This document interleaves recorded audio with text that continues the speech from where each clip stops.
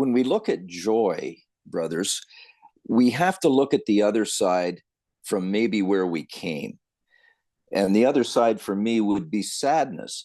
And as Noah eloquently stated, we all enjoyed at different levels a degree of fame, some seeming wealth, and we acquired stuff. And I often think of a closet that is just jammed full of stuff. And you buy this and you buy that and you throw it in the closet, and all of a sudden, once you have to open that closet out, all the clutter comes flying out. And just recently, if we think of sadness in this world, let's take a look at the PGA golfer, 30 years old, that just committed suicide, Grayson Murray. Depression. I mean, you would think that he had it all, right? He just tied for 10th in the last event, $500,000 cash prize. He won an event. He's on the track, but he withdrew. What is it that would cause us to a person at that state of life to take his own life, young, 30 years old? And I believe the answer, guys, is that there's a game being played, and it's a war, and it's between God and the enemy is evil. And we can be led by evil. And if I look at the path that I took and Johnny Paddock, we all of us here have a relationship over many, many years. I saw John as a junior hockey player. I was 2 years older, 2 years out of playing junior hockey myself, and became a referee, and didn't know what I was doing then, and probably didn't know till the end with all those games. But we have relationships along the way, and we develop in our profession, but also in our personage.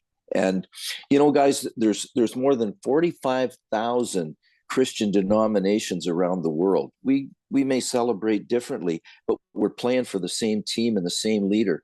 And Christ started this Christian gathering with 12 hand-picked teammates. He picked 12, and it has grown and grown and grown. So along the path, personally, I go back to being I was baptized Anglican, Sarnia, Ontario. We didn't have, as Noah stated, a Christian family. I did go to Sunday school early, but then I started playing hockey, and everything else took precedent. But in grade 2, I remember sitting in Miss Nicholson's class in the morning, and we said a prayer, and the word Jesus came up, and there it goes again, Wally. The hair stood up on my arms, and it's because I was touched. Somehow he was reaching and calling me in grade 2. And then I got to grade 7, and I'm just playing hockey, and I'm not going to church. I'm not going to Sunday school. There's nothing. We didn't even say a grace at the kitchen table. Yet grade 7, Christmas, most of us would want a dozen hockey sticks. I asked my mom for a Bible. I wanted a Bible, and I got a kid's Bible with the pictures in it, and I read it every night. What was that about? That doesn't make any sense to this kid that wasn't raised in a Christian family home. He was calling, and yet I wasn't listening. And boy, did I get lost along the way, guys. And maybe some of you can relate to that. Boy, we, in the 70s and the 80s, and it was just awful. And I feel terrible as I look back on the things I did in the life and the sinfulness. But you know what bothers me the most now is because I offended Christ. I offended my God, and I knew that I hurt him more than I hurt anybody else. And he just kept calling, and I wasn't listening. And the one in the gospel, the one thing that really shakes me is Saul on the road to Damascus, where he was knocked off his horse with a blinding light, and there was a voice, and the voice said, "Saul, Saul, why do you offend me?" And he said, "Who are you?" He said, I'm Jesus." And so my road to Damascus was a drive when I was being called. He had to knock me off my horse, and my road to Damascus was the first game of 1995, my drive to Pittsburgh.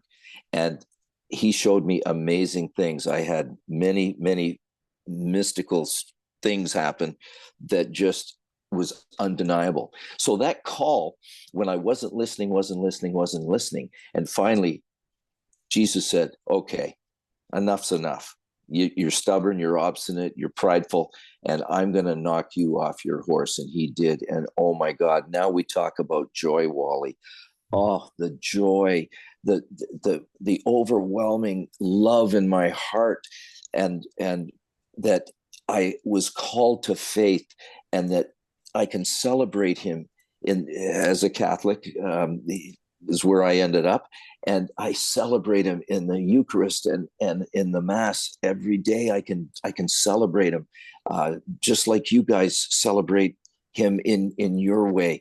And there's nothing better. We have to be vigilant though, because the enemy doesn't let up. He this one's really crazy, guys.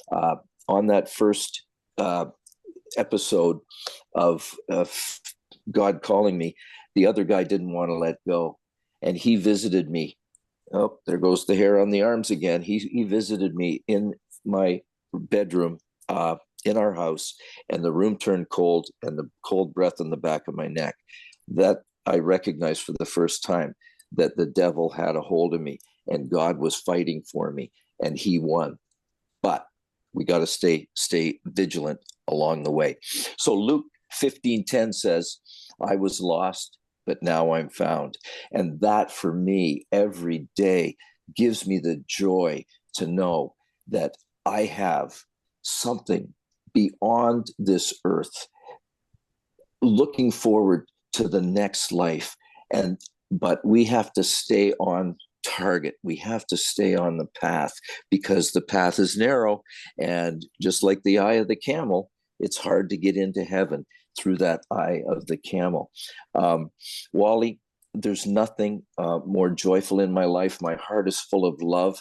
My wife, Kathy, is the one that called me to faith, that was used as an instrument of our Lord to bring me to faith.